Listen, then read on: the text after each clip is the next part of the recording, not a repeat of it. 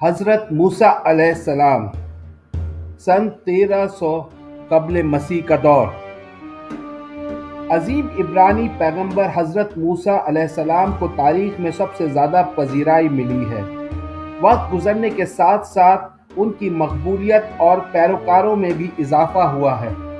ये क़यास किया जाता है कि 13वीं सदी कब्ल मसीह में जब रामसिस दोयम, जो ख्याल किया जाता है कि ऑक्सोडस शहर में फ़िरौन था, सन 1237 कब्ल मसीह में फौत हुआ तो हज़रत मूसा अलैहिस्सलाम की पैदाइश हुई थी।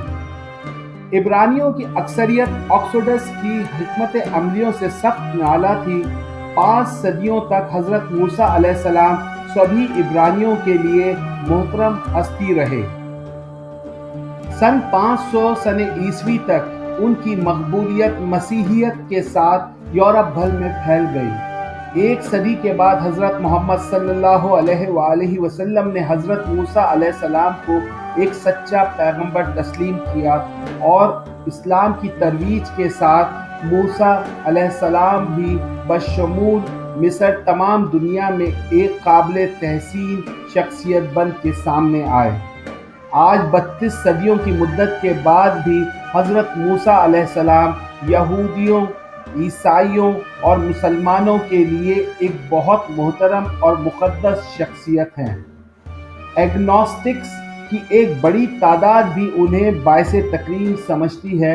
उसका सेहरा जदीद निज़ाम इब्लाग आमा को जाता है कि हम आज माजी की निस्बत हज़रत मूसा अलैहिस्सलाम के बारे में ज़्यादा बेहतर मालूमात रखते हैं। हज़रत मूसा अलैहिस्सलाम की इतनी मकबूलियत के बावजूद उनकी ज़िंदगी से मुताल्लिक़ मोतबर मालूमात हासिल नहीं हैं। ग़ालिबन उलमा इस बात से मुत्तफ़िक़ नहीं हैं कि हज़रत मूसा अलैहिस्सलाम एक मिस्री बाशिंदे थे और उनका नाम मिस्री है, इब्रानी नहीं है। मूसा अलैहिस्सलाम के नाम का मतलब है, मूसा का मतलब है बच्चा या बेटा, और ये मुतअद्दिद मारूफ फ़िरौनी मिस्र के नाम का हिस्सा भी है। हत्ता कि अहदनामा कदीम में हिकायत मूसा पर एतमाद करना भी मुश्किल अमर है और वो बेशुमार मौजज़ात के मुताल्लिक़ है, जैसे मूसा अलैहिस्सलाम का अपने असा को सांप में बदल देना या जलती हुई राख की हिकायत हो। ये अपनी नौइयत में मौजज़ात हैं, मगर इनको मानने के लिए खुश एतक़ादी एक लाज़मी शर्त गर्दानी जाती है, क्योंकि हज़रत मूसा अलैहिस्सलाम जो ऑक्सोडस दौर में 84 बरस के थे, मज़ीद 40 बरस तक इब्रानियों को साथ लेकर सहरा की खाक छानते रहे। बिला शक व शुबा हमें ये जानना है कि बैनुस्सुतूर हज़रत मूसा अलैहिस्सलाम की ज़िंदगी के असल क़वाइद और हालात ज़िंदगी किस नहज पर बसर हो रहे थे। मुख्तलिफ लोगों ने इंजील की कहानियों में ताउन की 10 वबाओं और बहेरा अहमर यानी रेड सी को अबूर करने से मुताल्लिक़ कुदरती तौजीहात पेश करने की कोशिश की है, मगर अहदनामा कदीम में हज़रत मूसा अलैहिस्सलाम से मुताल्लिक़ अहदनामा कदीम की बेशतर मारूफ हिकायात माइथोलॉजिकल हैं, जिनकी दीगर दूसरी कौमों की मैथोलॉजी से गहरी मुशाबहत है। मिसाल के तौर पर बाबुली अस्तूरा और मूसा और दलदली घास वाली हिकायत की आपस में हैरान कुन हद तक गहरी मुशाबहत मौजूद है, जो अजीम अकावी बादशाह सारगून से मुताल्लिक़ है, जिसका दौरे हुकूमत 2360 कब्ल मसीह से लेकर 2305 कब्ल मसीह बनता है। आमतौर पर हज़रत मूसा अलैहिस्सलाम के हवाले से 3 अहम कारनामे मंसूब किए जाते हैं। अव्वलन, मूसा अलैहिस्सलाम का हवाला एक सियासी शख्सियत के तौर पर पेश किया जाता है, जिसने इब्रानियों को मिस्र से ऑक्सोडस तक रहनुमाई फराहम की थी। उसके अलावा इंजील दोयम की पहली 5 किताबों का नाम भी दिया जाता है। यही वो किताबें हैं जो मूसवी शरीयत को बयान करती हैं और यहूदियों की तौरात की भी तश्कील करती हैं।